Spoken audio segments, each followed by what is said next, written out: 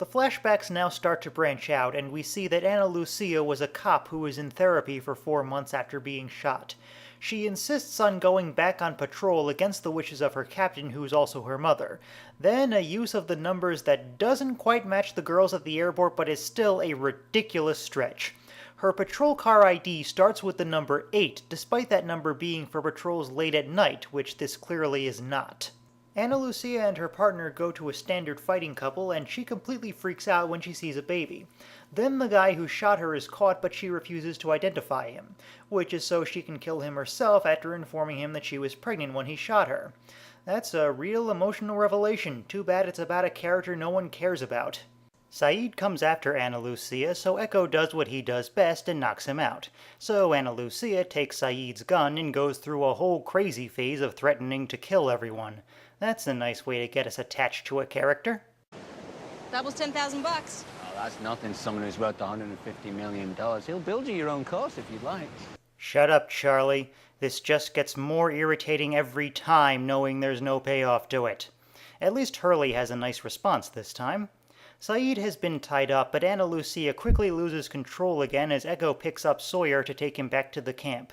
She also can't stop Michael from talking to Saeed and bringing him up to date, which also gives Saeed a big heaping of guilt for not believing Shannon about Walt. Once again, not that this will ever mean a goddamn thing. Now the writers apparently decided to completely destroy any tension that's been built up, so here's Jack and Kate playing golf. This is where Echo finds them, and they bring Sawyer to the Swan, not bothering to say a thing to Locke. Jack even orders him out of the room to push the key when he tries to ask. Yeah, now that you're inside, no one cares about you anymore. Enjoy your destiny. Hello. Hello. And scene. That accomplished a lot. Ana Lucia is now preparing to live alone in the jungle, certain that the Losties won't let her live with them now. I'm already alone.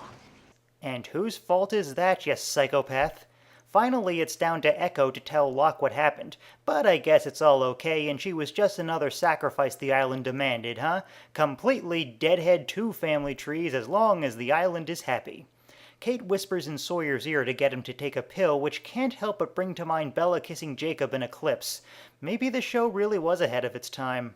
Everyone decides Ana Lucia has gone off the deep end, so they all leave her alone with Saeed and her new gun. Nice plan. Echo just sits silently as Jack throws questions at him, though for once there is a good reason for it, as he knows nothing he says can help the situation and will probably make things worse. Sun leads Michael to the Swan, and Jack pulls out the guns as he prepares to lead them back to Ana Lucia, which Echo isn't too happy about. This gets him to say Ana Lucia's name, and Jack has a pretty weird reaction, like it's some huge moment that the chick he had a drink with at the airport is here. I don't get it. This also somehow gets Echo to agree to take him to Ana Lucia. Did we skip a few pages here? Saeed and Ana Lucia share their backstories, then Ana Lucia lets Saeed go and he decides not to kill her and just lets her stew in her own guilt. That was a long road for not much payoff. And then the only thing anyone wanted to see from this episode, the reunions of Rose and Bernard and Jin and Sun.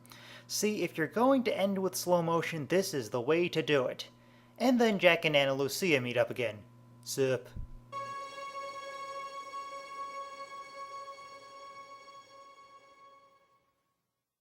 My score for Collision is 5 out of 10. This is my shortest video yet because even more than a drift, there's just nothing to talk about here.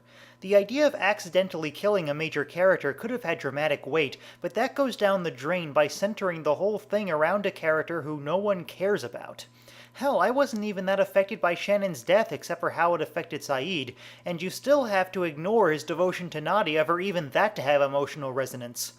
Although the final sequence is still pretty effective and promises big things for the future now that everyone's met up.